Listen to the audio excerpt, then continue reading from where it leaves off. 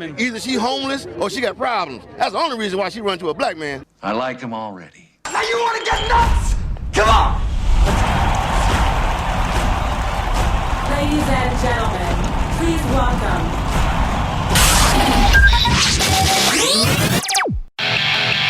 Producer, director, writer. He is the ultimate filmmaker and bona fide foodie. You're listening to The Quidditas Factor with Michael J. Arbouet.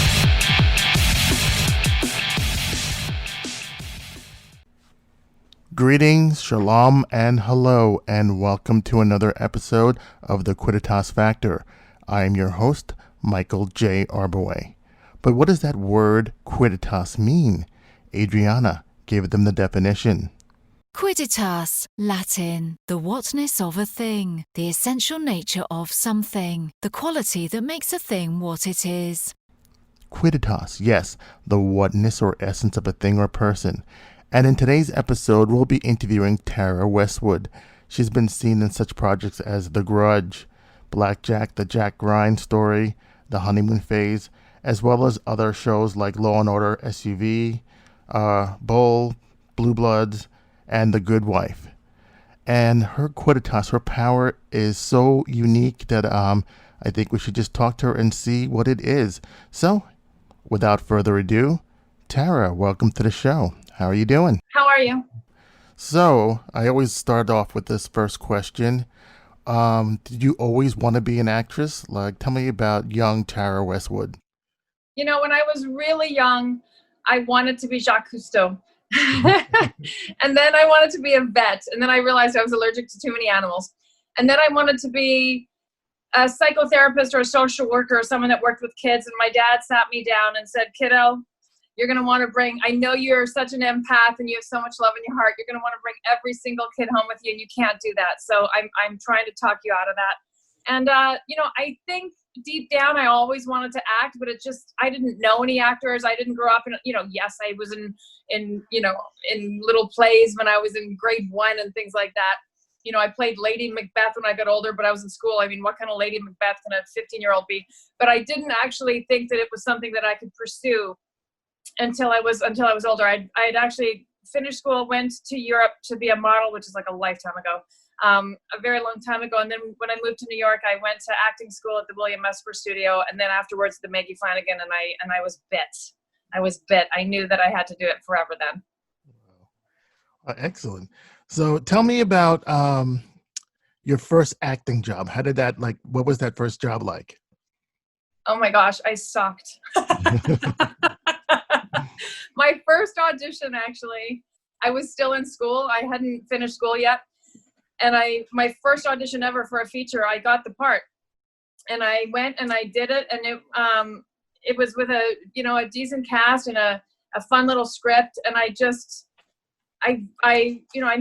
suck. It definitely is not my best work. I left there and then said to my then agent, no more auditions. I want to finish school. I just want to get more under my belt. But it was interesting. It was little things like continuity. We didn't really, I'm sure there was a script supervisor on set and the person's going to hate me now, but it was things that I had never been taught in acting school, because you don't get taught that kind of thing. Like in the first scene, the director was kind enough to bring me into the editing room, and he said, I just want to show you, I know it's your first film, I want to show you why you're basically cut out of the scene. And I was like, oh, why? And my character smoked, and I was smoking away. I didn't know a thing about continuity. Like the cigarettes got to come up at the same time every time, and he was like, you're all over the place. The cigarette's long, the cigarette's short, you're putting in the ashtray, and I was like, oh my gosh, that's terrible. And then I remember being so devastated and calling a friend of mine, and she was like, yeah, but that's not your job. The script supervisor should have told you. And I was like, what's a script supervisor? So yeah, that was my first job. Wow. So I have to ask, because a lot of actors, when they first start out, they do like an indie projects and stuff. But it sounds like you already had an agent right outside of acting schools. How did you get an agent so quickly? I did, and then I didn't. I did only because, again, I was with Ford Models at the time in New York, and Innovative Artists had a desk at Ford Models. So they kind of, they would send me out for commercials. And then also this thing came up, I don't know how it came up, but they said, oh, go on this audition. And then it went well. And then they closed their desk at Ford, actually, And when I went to see Innovative, they were completely not interested in representing me. So it was short-lived. So do you have an agent now or no? I do. I have an agent in Canada. I have an agent here in New York, and then I have a manager as well. Okay. So I did a little research on you. I noticed that you were born in Canada and that you lived in Paris for a little while. Tell me a little bit about that. Oh my gosh. Well, literally went from being on a horse farm in Canada, with a little pit stop in Toronto. I lived in Toronto for a few months, which was a thing that I was grateful for, because I would have gone out of my mind going from, farm town Manitoba to Paris. But it was good. A lot of people think that all Canadians speak French. J'avais pas parlé français avant ça. I did not speak French before that. We would learn it in school and kind of transfer it from one book to another, but I didn't speak it. And I remember a year after being there, I missed my family so much. I had a boyfriend. We broke up very shortly thereafter, but at the time he was in Canada. Well, he was actually playing hockey, of course, in Alaska. And I remember calling my dad and saying, "Pop, I gotta go home. I can't speak the language. I can't do this anymore. I don't want to be away from you guys." And, the days were different then. People made a lot of money in that business. And he said, "Kiddo, what'd you make last year?" And I told him, and he said, "What are you possibly going to do in your life right now that's going to afford you that kind of money and the travel and everything?" And I was like, "Nothing." And then from that moment on, I just said to everyone I knew, "Don't speak English to me anymore. Speak only French to me, even if I'm begging you." And then I learned the language, and that made a huge, huge difference. And then I actually broke up with the guy, and loved Paris. Okay, so tell me about your first project. Tell me about your first big acting job. Who was it with? Who was the director? What was the film? Oh gosh, my first big acting job. I mean, define big. I did my first studio film only last year, so I mean that was big. I guess probably the first big thing that one would say that I had done was probably more television. I did shows Law and Order was recently, but I did shows like Sex, Drugs, and Rock and Roll. I did a little thing on Rescue Me. So those things were really big in my eyes, because I love Dennis Leary, and I thought it was cool to be on that set, and everyone was really nice, and they allowed me to kind of hang out between stuff. I'm a sponge. I love to hang out on set and to learn as much as I can. So that was a really good experience. And then, as far as big, I was in a movie called The Grudge last year, and that was definitely the biggest thing that I've done, with the cast and the crew, and the fact that we had Sony Pictures already behind us. That was without a doubt the biggest thing I've done. And it was interesting because I'm used to being in the indie world. I'm used to doing very small budget films where everyone's wearing multiple hats, and you sometimes bring your own clothes and all that kind of stuff. And I was a little nervous going into it, like, how is this going to be different? And it was kind of incredible, because that wonderful feeling that you have on a very small indie set that makes it so special that way was absolutely still there, because our director, Nick Pesh, who is just an amazing human being and such a great director, I feel like it all starts at the helm. And that's just how he ran his set. And everyone was so kind and so nice and passionate about their work. And it was pleasantly surprising to me to see that there wasn't much of a difference in that sense. I mean, there were some huge differences that I felt on that set compared to a small indie, but not the ones that I was afraid of. Wow, that's excellent. Yeah, I've noticed that, I've worked in the indie field for a while, and I like it because it's like theater. And when you're in theater, you kind of become like family with the people you're working with, because you're there every day and you're going over your lines, and you're sad when it ends. So I grew up in the indie world. I've only done 2 major features myself. And the features are scary because there's a trailer, there's like all that stuff that's there, and everyone's got this specific job, and they're like, "What are you doing here? You're supposed to be over there." And so I get it. Yeah, that's really interesting. Yeah. I think another set I learned a lot on was Kashmir Mafia, because that was a recurring. So I got to spend a little more time there. And one of the producers, Michael Pressman, who also directed me, was just, he understood when I say that I was like a sponge. He encouraged that kind of behavior. And that was a set also that I learned a lot on, because Lucy Liu is just a fierce woman. She's a great actress. she was a producer. You know, I didn't realize at the time, which is not good. Actors should know their stuff when they go on set. I didn't realize she was a producer on the set too. And we had finished filming our last day. It was, I think, my 3rd episode. And she came up to me and she said, I just want you to know, Tara, I've loved working with you, and I'm going to speak to them about bringing you back. And I said, oh, wow, you know, your mouth to God's ears. Thank you so much. I hope that they go for it. And we walked away, and the PA said to me, you don't know who she is, do you? And I was like, yeah, that's Lucy Liu. And he's like, no, she's the producer. That means that you're coming back. And I was like, oh. And then the show got canceled. There was the writer's strike, and then the show got canceled. But it was that was a learning experience also, to know who's who on set. I mean, I knew she was the actress. I didn't realize she was the producer. Wow. Here's another question I like to ask. What is something that people seem to misunderstand about you? You know, I mean, this is going to sound so ridiculous, but I guess because of the fact, I mean, I feel the same way actually about a lot of people I know. There's something about being an ex-model that just associates that person with being, you know, stupid. They can't be that intelligent if they were in that industry. And I can't tell you how many times I've heard, oh my gosh, you're actually really smart. And I'm like, oh yeah, thanks. And the reality is I have the same myopic view about people in the industry, so I'm not going to judge that.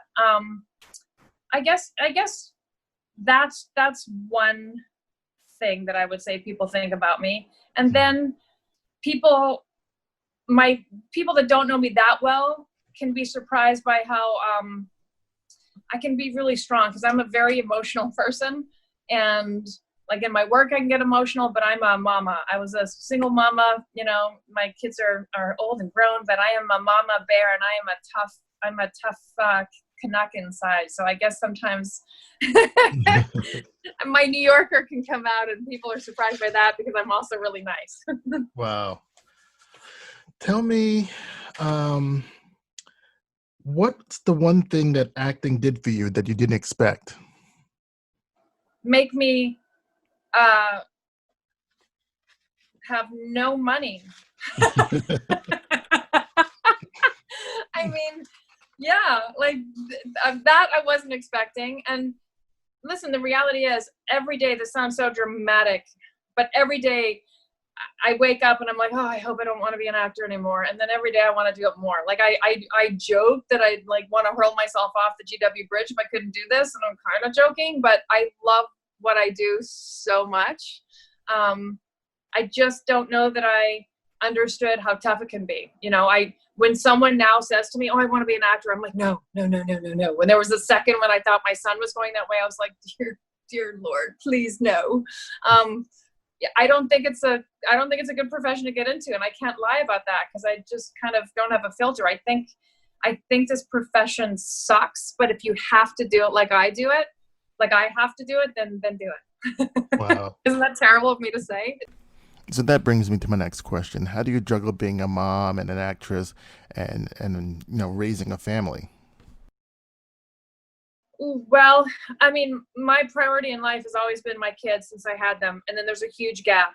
And then, well, I mean, the rest of my family's up there too, the immediate family. No offense to the extended, but you know, you got to prioritize. And then there was a big gap, and then there was work. And my children are old enough now that I don't have to be home with them. One of them doesn't even live in New York anymore. He works in Dallas. My youngest is in university when it's not a, pandemic.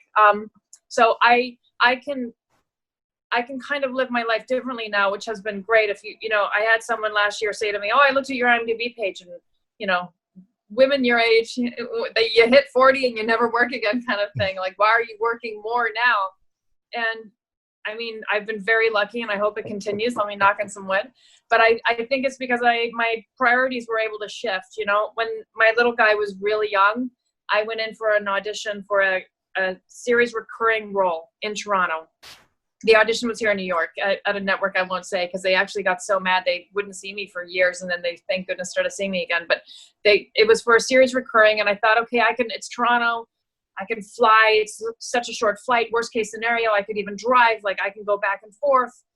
And then it came down to signing contracts, and it was me or one other person. And it was being filmed the next week. And when I went to sign the contract, it said series regular. And I was like, wait, what? And I called my then manager and I said, no, this is wrong. It says series regular. And he said, no, it's a series regular. And I was like, I can't move to Toronto. And he said, no, you totally can. This is the best thing for your career. And I was like, how did you not tell me that it got bumped up? And he said, because I knew that you do it and it just happened. And we had a communication issue where we couldn't connect.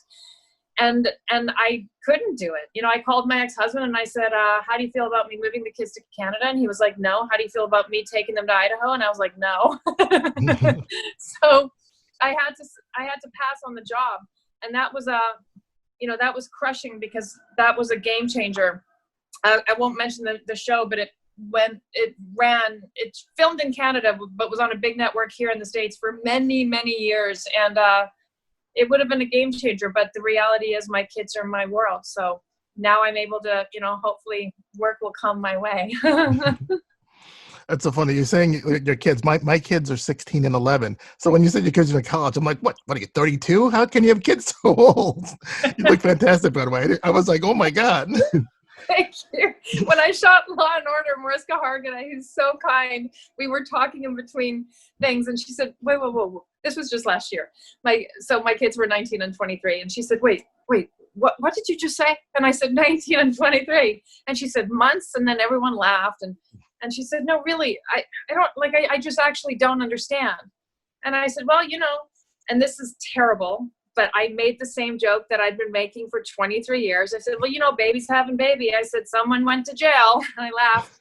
And then she kind of laughed, and then she grabbed my hand and said, wait, are you serious? Have you spoken? I have a rape foundation. Have you spoken to someone? And I was like, oh, I just made a really inappropriate joke on Law and Order SVU. So I had to explain that it was a stupid joke I'd made, that I was just very young when I had kids. The writer came up to me. She's like, everyone makes inappropriate jokes. It's fine. Don't worry about it. I'm like, oh. That's so funny. So I ask this question a lot of the actresses I talk to because I used to live in California and I hated it. And so I moved back to New York. I like the New York scene better. But what I started to notice among actresses, when we talk about the casting couch and all that stuff, how do you deal with some of the inappropriate things that are going on, like with the Me Too movement? How do you deal with people like that in the industry? Yeah, I mean, we all have our stories. I've got stories. I've dealt with it. I've had very blatant offers of, you do this, you'll get that. And I was like, what? No, I'm not doing that. Wait, for that? No. And, listen, I'm not going to lie. There was a moment of like, oh my gosh, that's a big thing that I'd get. But the answer was no. And then it was very interesting when I saw who got it. And I was like, oh, wow, I know what you did last summer. It was a little bit of that thought. And then there's a lot more discreet things that are said and done, for sure. I had someone when the Me Too movement kind of first erupted, and someone that I'd worked with in the past gave me a call and said, hey, I'm coming in from California. Can we meet for a tea or whatever? And I was like, sure. And they were like, so have you ever experienced something like that on a set? And they knew that I had experienced something like that on a set. And I'm not going to swear. I just said, listen, don't BS me here. We both know that I have. So if you have something you want to ask me, you can ask me if I'm going to say, or, just be straight with me kind of thing. But I have always dealt with it. I've dealt with it in the moment. I don't know where, that's kind of the thing that when you ask me what surprises people about me, it's probably that. It's that kind of strength because, I'm like, crying all the time and mushy, nice Canadian girl. But in those moments, I don't know, the tomboy in me has stopped things from going forward, gratefully.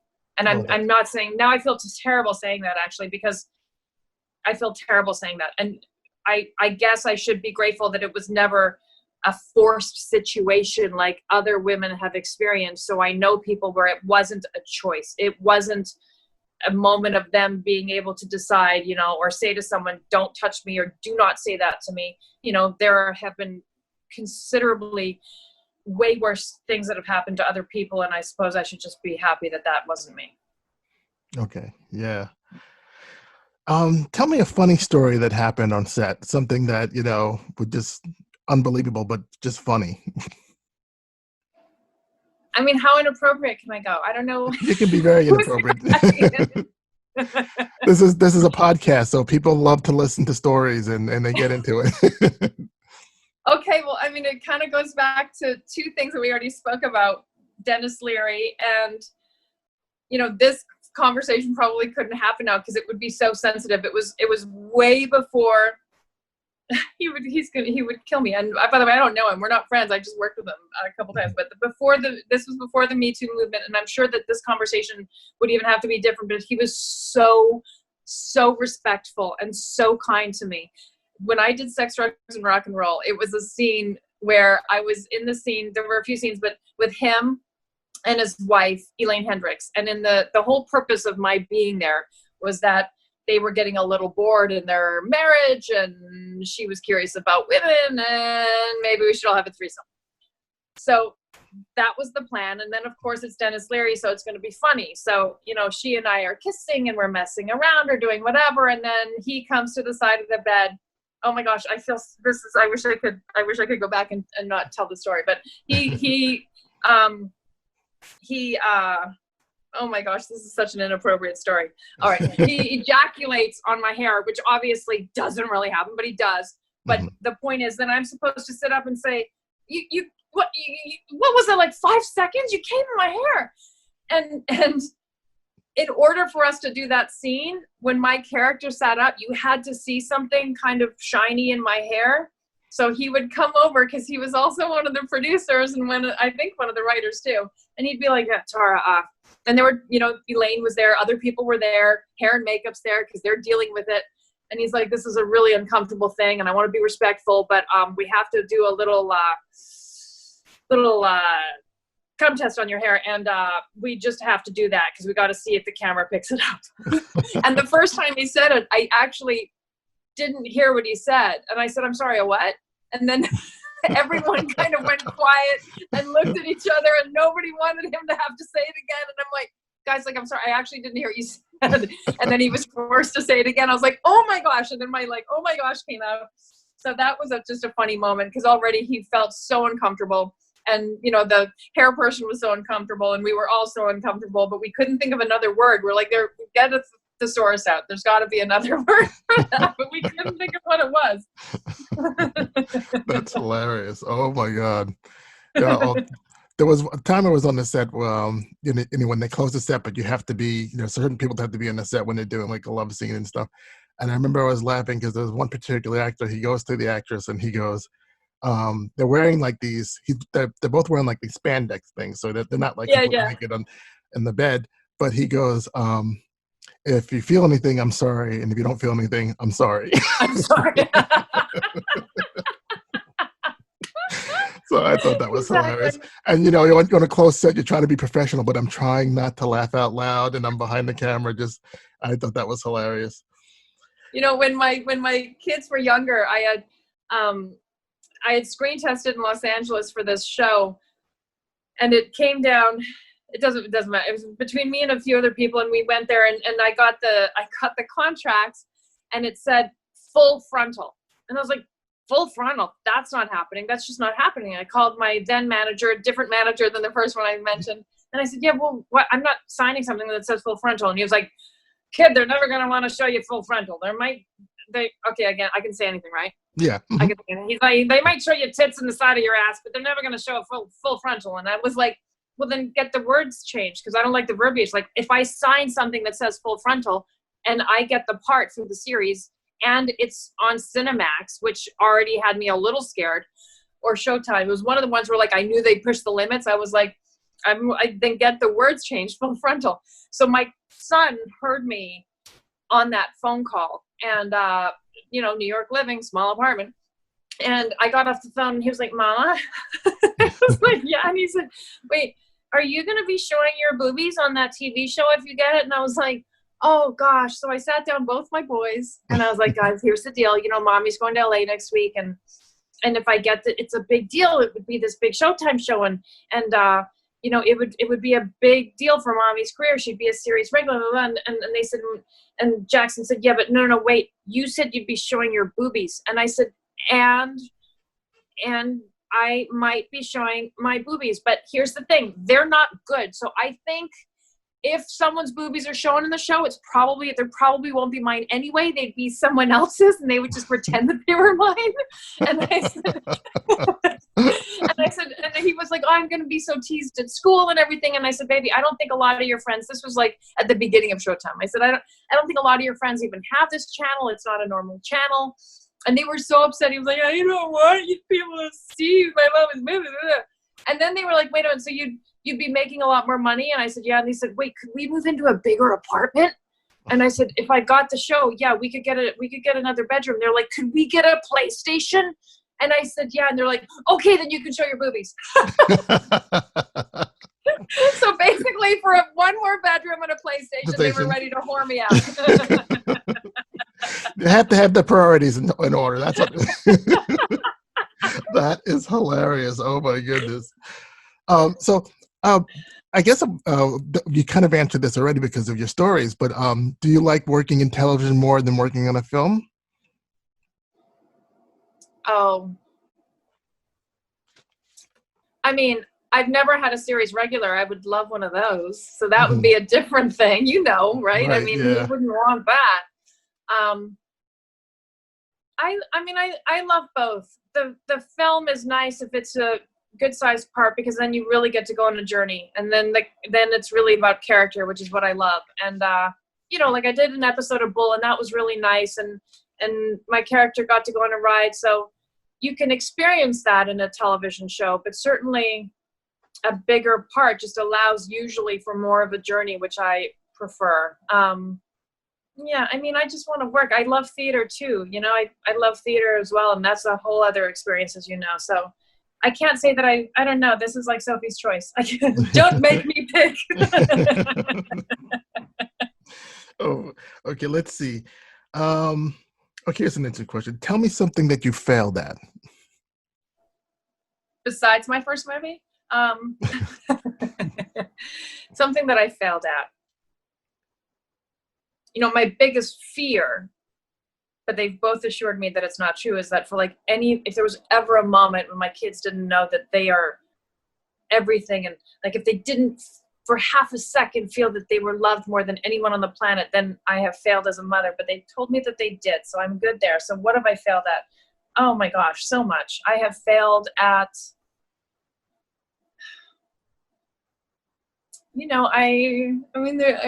I'm coming up with jokes, and I don't want to be funny right now. I want to be serious, so I'm going to think of a serious thing. I have, yeah, for sure. There's been times when I have failed at parenting. There's for sure been times when I have failed with big things in my career. Like if I was better at playing the game, and I don't mean that couch that you mentioned earlier, but if I was just better at, I'm not good at networking. Like my teacher, Maggie Flanagan, always says, you should be hanging out with theater people. You should be hanging out with actors. You should be surrounding yourself. And do I have friends in the business? Sure. I don't have a lot of them, and I don't hang out a lot, and I don't know how to live that part of my life in a way that I think would actually benefit it. So I've definitely failed at that. Okay. Let's see. How would you answer that question? Can I throw it back for a second? Oh, sure. It's funny because the big joke, if you look me up online, I know a lot of actors and a lot of directors and a lot of old-time Hollywood people. So when people look me up, they go, "Oh my God, you're doing so well," and I'm like, "No, I'm just internet famous. I don't really, I have a lot of friends, and I'm friends with a lot of the older actresses because I don't know, I think they're more interesting, So I'm friends with Sean Young, and we did an indie film a couple years ago, and it was just a crazy experience because I got to know her as a person, and she's living in Rye, New York, and on the set, she was we paid her a ridiculous amount of money because it was an indie film, and it wasn't SAG, and but she still came on set, and she just gave such great advice, and I was always appreciative of that. But she was like, "Well, how come you're not working in Hollywood? Like, how come you're And I said, I have a lot of friends in the industry, but when I was younger, I could have been with Rodriguez, and there were all those. We're all in the same boat, and instead of making a left, I made a right. And sometime, like, it took me a long time to realize that I didn't have to make it when they made it, but it's bothered me for years, so it was like, um I felt like I had failed because I got married and I took some time off, and then, like, all the people that I knew, it was like 1996. They all started getting deals, and it was like, I said, "Oh my gosh, I went to school with this guy. Like, why am I not doing the same Right. thing?" So that had That's bothered not me for a failure. while. That's different choices. Yeah, They might look at your life and go, "Oh, I wish I'd have had that experience or that relationship or something." Do, but do you know the casting director, Signa Miguel? no. He's just a wonderful, wonderful human being, and he's cast me a bunch of times. But years ago, I took one of his classes, a one-on-one, and he said to me afterwards, he said, "Listen, Tara, I think that you're a talented actress. It's a tough time for you now because there's not a lot of roles for women your age, but here's the good news. You've already got your kids. So when you hit 40, I was in my 30s at the time. He said, when you hit 40, because he was like, there's roles for girls in their 20s, and then there's roles for much older. But he was like, there's a barren time in between. He was like, when you hit 40, a lot of the people that you work with right now that are women of your age are going to want to get out because they're going to freak out that they don't have kids, and you've already got your kids. So you'll be able to work then. Don't get out. Stay until then. And then once you get past that, by the time you hit like 60, people will start dying. And just stay with it." And I was like, wait a minute. I just got to get through everyone having kids and then just wait for people to get really old. Because he was like, you look younger. So by the time people your age are, they're getting out of the industry or they're dying or whatever, he said they'll just say that they've had enough. Like, I don't think he meant literally dying, but he was like, they'll have had enough. They'll get out. Just stay in. Stay strong. And I'm like, oh, I just have to wait for all these crazy things to happen. Okay. Tell me about a person that touched your heart, and tell me about how that person changed your life. Well, all right, I'm going to try to not cry on this one. My grandmother died yesterday, and Oh, I'm so sorry. yeah, no, thank you. She lived in Winnipeg, Manitoba. She was 96 years old, and by far the longest living Westwood. We die young. But my birth mom left my dad and my brother and I when I was almost 5. This is funny. I've never discussed this like this at all. It's something people in my life don't even know. But she, she walked out and left us to the babysitters and never came back, kind of thing. And then for a while, the 3 of us moved in with my grandmother. So I became very, very close to my grandmother, closer than most people do with a grandparent. And she is someone that gave me such love in a time in my life when I was shattered. So I will say that Grandma Jen completely saved my little 5-year-old butt, and taught me unconditional love. Wow, That's amazing. So what's the best compliment you've ever received? That I'm a good mama. That's the best compliment. Outside of acting, what are you curious about right now? Oh, well, like I said about that sponge thing, I'm such a curious person. So I'm curious about everything. I mean, I'm very curious about politics, which I won't get into because kill me now. I've always been fascinated by politics. I'm Canadian, so we have a different situation with that. We have some members of my family have teased me. Now I am getting into politics, saying that, oh, if we lived there, maybe we'd vote for this party. And I keep saying, like, guys, except you wouldn't, because in Canada, everyone has healthcare. In Canada, everyone can get married. In Canada, like, we don't have the same race issues. There's so many things in Canada that we take for granted as Canadians. And I am curious to see how this country is going to try to fix some major things that need to be fixed. And I feel like between the pandemic and Black Lives Matter, that, this country has had a wake-up call this year, 2020, with all of that. So I am curious to see what it does going forward, because there's been blips of this in the past where it's like, oh, there's going to be change, there's going to be movement in these areas, and then nothing changes. Yeah. So I'm curious to see 1 year from now, with everything going on in this country right now, where are we? If you could turn back time and talk to your 18-year-old self, what would you say? Oh gosh, I would tell her that she's stronger than she thinks. I would tell her to just slow down. I would tell her to slow down. I would tell her she's stronger than she thinks, and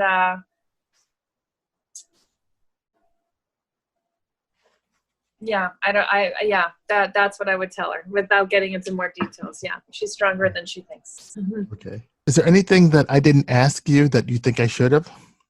No, I was just thinking, actually, literally verbatim in my head. I was like, he's asking such good questions. No, I think your questions are fantastic. I've got, well, there's one thing I'm, as far as what I'm working on coming up, I've got a pilot that I'm going to be shooting if all works well with this crazy pandemic, that who knows when things are really going to open up big things, but I've got something that I'm working on right now on the producing side as well as being in it. It's a pilot that I'm not allowed to talk too much about, but it's going to be a very small cast, a very small crew. SAG has a different contract for a cast and crew less than 10 people, and not total, but on set at a given time, obviously.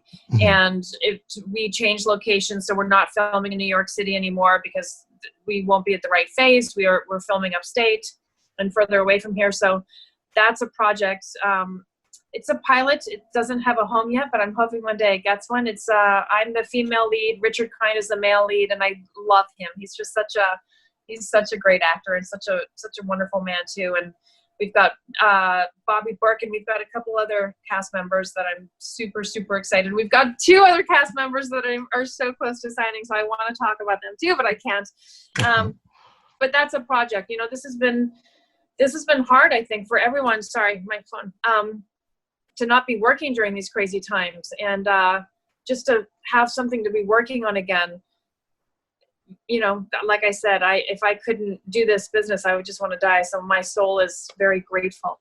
Oh, that's very good. grateful for it. So is this a project that you're producing as well as acting in? Yeah, they brought me in on that side of it as well. I produced one other thing. I produced a film years ago that's on Amazon called Detours, and I like it, but I have very specific things. I will never ask someone for a penny. So that is not what I do. Like with Detours, for example, I got cast, I got crew, I got the soundtrack, I did the music.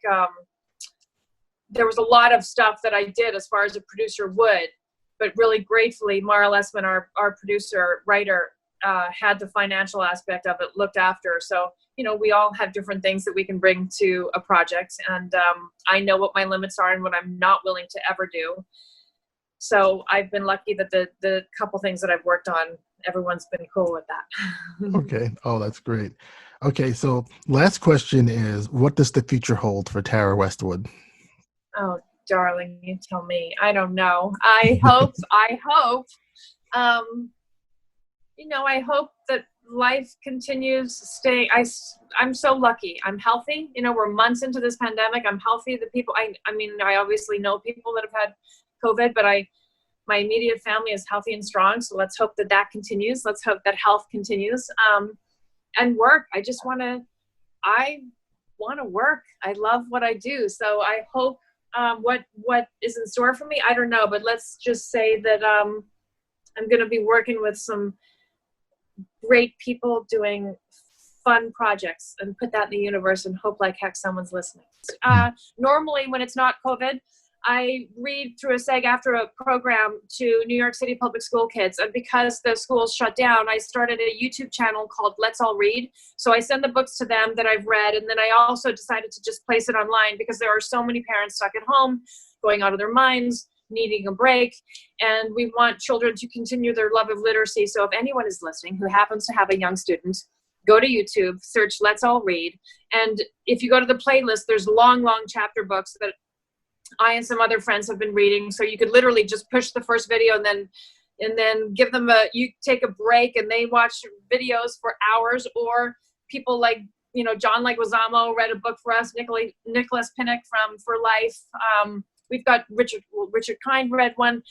We've got some wonderful people, Abigail Hawk, some wonderful, wonderful, wonderful friends, too many to mention, that have read shorter books as well. So that's something I would like to put out there, if I may. Oh, absolutely. Thank you so much. That's fantastic. I was like, so also, how can people get in touch with you or look you up? I don't know. I guess social media, Instagram, Tara _Westwood. I think I should know my handle, right? And yeah, I guess Instagram. Okay. And then, unless you're a producer or a director, then call my agent. Damn it. Tara, thank you so much. Can you take us out? My name is Tara Westwood, and you're listening to the Quidditas Factor. You've been listening to the Quidditas Factor with Michael J. Arbouet. I've gotten emails from some of you asking me about what I've read or what I'm eating. And so one of the books that I've read that I want to kind of tell you guys about is by the great master Stephen King and his book, The Institute. It is fantastic. I hope they make this into a movie as well. But if you're looking for something good to read, that's my pick for this week, The Institute by Stephen King. Check it out. Also, if you get a chance, check out my website at mikearbouet.com. That's MikeArbouet.com. You could check out everything on the page about my movies, my books.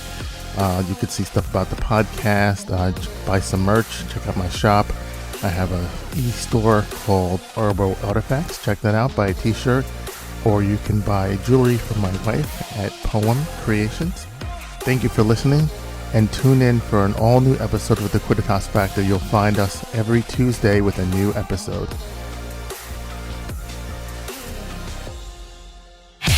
Thanks so much for listening to the Quidditas Factor with Michael J. Arbouet. We'll catch you next time.